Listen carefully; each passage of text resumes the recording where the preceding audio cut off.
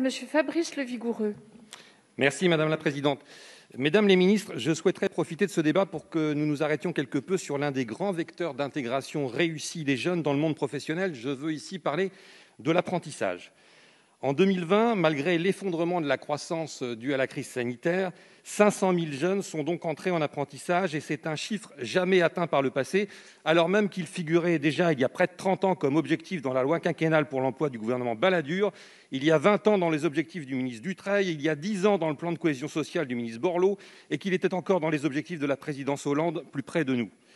Les évolutions législatives et réglementaires récentes, les simplifications apportées par la loi pour la liberté de choisir son avenir professionnel, les aides exceptionnelles décidées en 2020 ont été à l'évidence des leviers puissants pour atteindre ce très bon résultat. Et l'image considérablement redorée de l'apprentissage est aussi le fruit d'une mobilisation de nombreuses branches professionnelles, de collectivités, des entreprises, des universités, des grandes écoles qui, aux côtés de l'État, ont su valoriser l'apprentissage sur nos territoires, ces bons taux d'insertion et cette maturité particulière et même souvent cet épanouissement et cette confiance en l'avenir que l'on décèle souvent chez celles et ceux qui s'engagent dans cette voie. Aussi, ma question est double et se fait l'écho de préoccupations des acteurs de l'apprentissage, au premier rang desquels les petites entreprises. Première question, l'aide exceptionnelle, qui va jusqu'à 8 000 € pour la première année du contrat, arrive bientôt à son terme et sera remplacée par l'aide unique à l'alternance qui prévalait en 2019.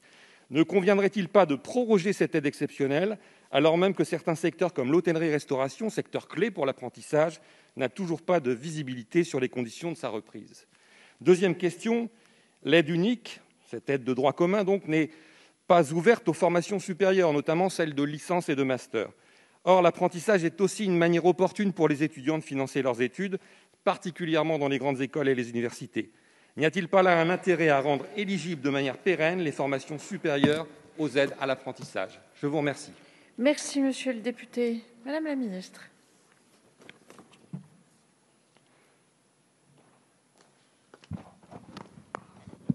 Merci Madame la Présidente, Mesdames et Messieurs les députés, Monsieur le député.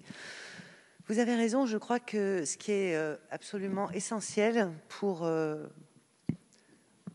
mettre en avant et mettre en valeur tout ce qu'apporte l'apprentissage, c'est d'abord le regard qu'on porte dessus.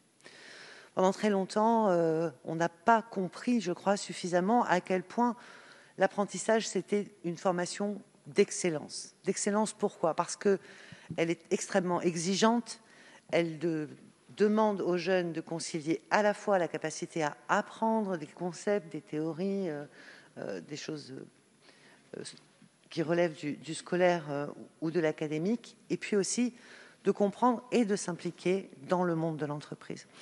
Je crois que c'est cette vision partagée, portée à la fois évidemment par les entreprises elles-mêmes, mais aussi par l'enseignement supérieur, qui a permis de montrer que l'on pouvait être apprenti et ingénieur, que l'on pouvait être apprenti et poursuivre ses études jusqu'au niveau master, qui fait que petit à petit, la notion de l'apprentissage s'est améliorée, la vision de l'apprentissage s'est améliorée, notamment auprès des familles.